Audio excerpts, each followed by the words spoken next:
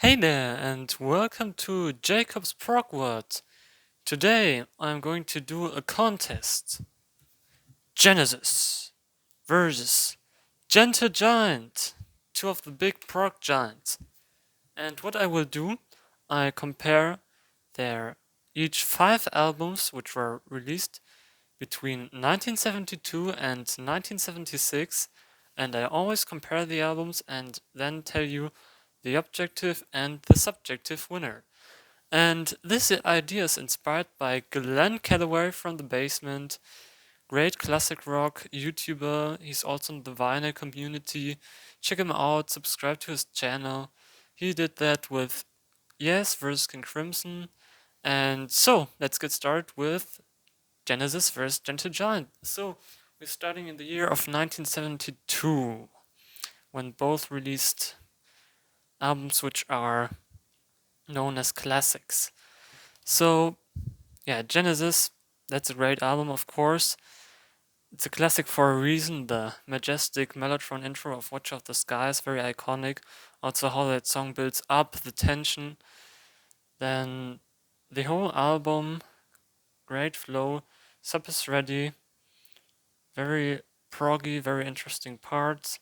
Weakness about this album is that some pieces are a bit nailed together, like Can Utility and the Coastliners, and also some of the parts in Supper's Ready. It's like they're just adding pieces or even short songs or song fragments to a whole thing, and compared to other bands, other prog bands, they really created long tracks that were one piece, of course, also with different parts, but where there's a musical unity and a musical continuation. And that's the missing aspect on Foxtrot. Octopus. Yeah, that's the peak of the band. I'd say, like, everything what makes Gentle Giant to Gentle Giant and a great band. There, you can hear their soul origins. Of course, they started as a soul band, especially in the advent of Panorch with the vocal harmonies. Notes also great for the vocal harmonies. It's a complex fugue, and then the vocal lines are transferred to the instrument, and then in the end it freaks out. Their Renaissance music influences in Raconteur Troubadour and Dog's Life, the rich instrumentation, the structures of classical music, the complex structures of the songs, and it's, yeah, not a real concept, but it's called Octopus because of Octo Opus. So it's really 8 songs that each tell a story, and musically it flows very well. So this goes over this 1-0 for Gentle Giant. And for my subjective contest, again, I love Foxtrot. No question, great album. Love the songs. But here you've got it. My favorite album in general by my favorite band. So it's just still it fascinates me. Even I've listened to it a million times, and I love the melodies. I love the structures. I love the changes between more calm stuff, more bizarre stuff, and even a bit rocking stuff like A Cry for Everyone. That really rocks out. Yeah. 1973. Genesis Selling England by the Pound and Gentle Giant in a Glass House. So, Genesis, again, this is a classic for a reason, because it includes Firth of Fifth, and that's one of the greatest songs of prog. It's just everything is perfect about that. How it builds up with the piano by Tony Banks, then to the vocal section, great vocals by Peter Gabriel, and then the synthesizer part with some Indian rhythmics it's based on, and then the phenomenal guitar solo by Steve Hackett. And of course some other great stuff here, like long tracks, their development, the tension that is built up, the changes, the atmospheres. Yeah, some weaknesses here and there. More Fool Me, very weak track. That's a ballad song by Phil Collins, and he doesn't do it very well, I think. Like, he would improve with his singing massively. I Know What I Like in Your Wardrobe. Yeah, nice pop song, but somehow it doesn't fit between Dancing with the Moonlight Night and Fourth or Fifth, I think. And whether that's a very good album. In a Glass House. So that's after Phil Schulman quit the band, but they really managed to go on and make great music. It's a bit dark because of the moods that were going on there, and it's very adventurous. It's like The Runaway, really takes you on a journey throughout the parts. The record does the vibraphone solo by Carrie Minier, the vocal harmonies, and then it makes Lullaby very interesting experimentation. It's just percussion instruments and vocals, but it's very melodic. Then, yeah, Experiences and In a Glass House. Experience, without the S. Both Gentle Giant classics. So, I also put that over that in my objective and subjective ranking. So, it's 2-0 for Gentle Giant. And that's because that flows a bit better than this, I would say. It's more cohesive, more continuing, and the parts just fit together very well. There's an overall frame and overall atmosphere, and just finest prog throughout the whole album. Very intelligent music, and I just love the melodies. I love the catchiness, which is there with the complexity at the same time, which is also very incredible. And yeah, The Runaway, one of my favorite Gentle Giant songs, up there in my top 5 probably. 1974. So we've got here Lamb Lies Down on Broadway by Genesis and Power and the Glory by Gentle Giant. So Lamb Lies Down on Broadway and Power and the Glory, they are both concept albums. That's very interesting and very nice to compare.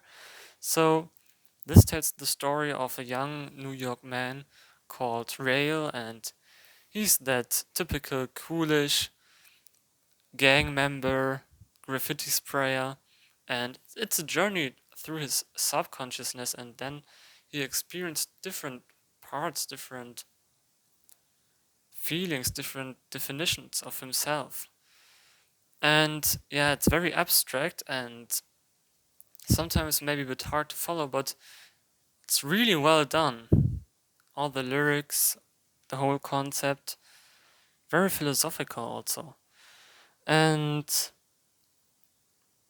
the problem about this, the music can't really hold up. So, I mean, there are great tracks like In the Cage with those great tensions and great riff and great play.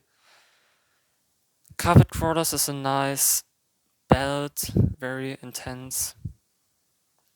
Then we've got The Lamb Lies Down on Broadway with that amazing piano intro. And overall, I think that their music isn't kind of the same level, so a bit repetitive here and there. And there's also filler material like Revan, Silent Sorrow, and Empty Boats. And again, the Colony of Slipperman is also very nailed together and doesn't make sense as a whole piece. And they just could have done so much more with this amazing concept. So yeah, that's why this again I put over this for my objective contest, because the music on here is just incredible. So the concept is very well done. It's about power and corruption, and how they really bring it to the listener. It's like in Proclamation with those hail chords, like hail. It really, it's really the essence what it's all about with power and corruption, I'd say. And the music is insane. Like, this is the most complex album of Gentle Giant. So sincere. The instrumentation, the rhythms, the structure, that's incredible. But also, still, it isn't like too complex. So, Aspirations, very nice. Very melodic ballad, very well sung by Carrie Meniere. And the other tracks are great. Valedictory, that's a reprise of Proclamation, also creates a frame. So, yeah. But now, the change. My subjective thoughts. So, I like this a bit more than this. I mean, great, Gentle Giant at their best, but I'm just so fascinated by the story, and I love Carpet Crawlers, I love In the Cage, and I love the Colony of Slipperman, even it's a bit cut together, and it really takes me emotionally. I don't know what that is about it, but it really fascinates me, and I'm also a thinker, and that's probably why I stick to this album so much. So, objective 3-0 for Gentle Giant, subjective 2-1 for Gentle Giant. So let's continue with those two. Trick of the Tail, Genesis, Freehand by Gentle Giant. Trick of the Tail, Peter Gabriel, the frontman, the singer, left the band. Phil Collins takes over on the vocals. And what they do a mix of prog and growing pop influences. And they do it very well. Like Dance on a Volcano, that's very catchy, but it's in 7/4 time, and there's this amazing middle part where it really goes crazy. And also the change between bombastic songs and more calm songs, it's very well done. And Los Endos, that's a reprise of Them's used on the album. That's also a very good aspect of it. Yeah, but then you've got Freehand, which is again Gentle Giant, probably the best album of the 5-piece without Phil Schumann. It's got On Reflection on it, it's got Freehand on it, it's got just the same on it. And On Reflection, again, like not this complex vocal fugue, and then it's transferred to the instruments, but also in the middle part, there's a more ballad like part where Carrie Meniere sings, and he does it so well. And yeah, it's really jazzy, really funky, and full of energy, full of ideas, full of creativity. So I'm sorry, Genesis. For the objective and the subjective, it's 300 over Trick of the Tail. So we got objective 4-0, subjective 3-1. Yeah, I just love Freehand personally. On Reflection is my favorite Gentle Giant song. I also love the B-side, which is by some people considered as the weaker side, but I think that it's very well done with His Last Voyage. Very interesting ballad with interesting elements. Taliban, another Renaissance type of piece with recorders. Moby, again, very catchy, very melodic, and I just loved the melody. I also love the melody of Time to Kill. So, yeah. And finally, Wind and Wuthering by Genesis versus Interview by Gentle Giant. So Wind and Wuthering, that's a bit like a trick of the tails with the pop rock merge, but the difference is that it's even more keyboard based and more of a Tony Banks album. I mean, it's clearly a Genesis album, but the influence of Tony Banks, it's very massive on this one. And then it's also got a small, more fusion jazz type of song that's What Gorilla. And yeah, the lyrics are great.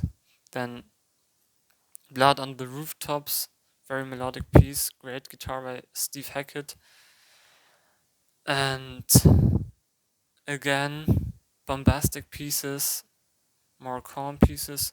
One for the Vine is Finest Prog, and Afterglow, the pop-like ballad in the end. Very good closing track to close an album. Like, after all those impressions the listener gets, then it's really on point, really, yeah, bit simple musically, but the arrangement is incredible, the vocals, and really good as a closing track.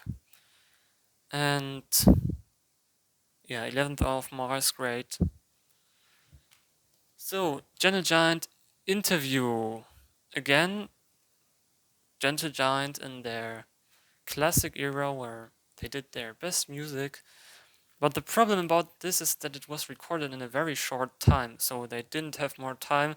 So the production is kind of rough and it's really not full arranged, and they just could do more. And it's a pity that they didn't have more time, because it could have been a greater album. But still, very interesting design. Again, this vocal fugue, very bizarre with percussion instruments. I'd say Design is a very underrated Gentle Giant song that's full of greatness. Then very interesting Give It Back, that's almost a reggae number. Yeah, then it rocks, it's adventurous. I Lost My Head. The contrast between the calmer, more folky part and the more rocking part, with great vocals by Derek Schulman. And it's a concept album, and that's the other problem about this album. The concept isn't really clear. So yeah, it's about critique on media, on the newspaper especially, but especially in Interview, it's very well done and very well filtered. But I think that this album is missing a frame and a clear line. So yeah. So the first time in the objective contest, Genesis is over Gentle Giant. And also for the subjective, again, Genesis over Gentle Giant. I love Interview. Like, I Lost My Head is one of my favorite Gentle Giant tracks. Just love how that song goes on and the melody. But yeah, the flow, the sound, the bombast, the keyboard work by Tony Banks, that put it for me over Interview. So the winner for the objective one is Gentle Giant with 4-1, and the winner for the subjective contest is Gentle Giant again, but with 3-2. That's closer. So I hope you liked the video. Please tell me in the comment section below, what do you think about those albums? How does your contest look like? Which album would you put over which album? And which is your favorite band of those? Which do you like more? And I don't want to say too much. Just, I'd be glad if you just write a nice comment and say your thoughts about what I talked in the video. So, we see us in the next video. That's the review for Emerson, Lake and Palmer's Tarkus. Have a great day, bye.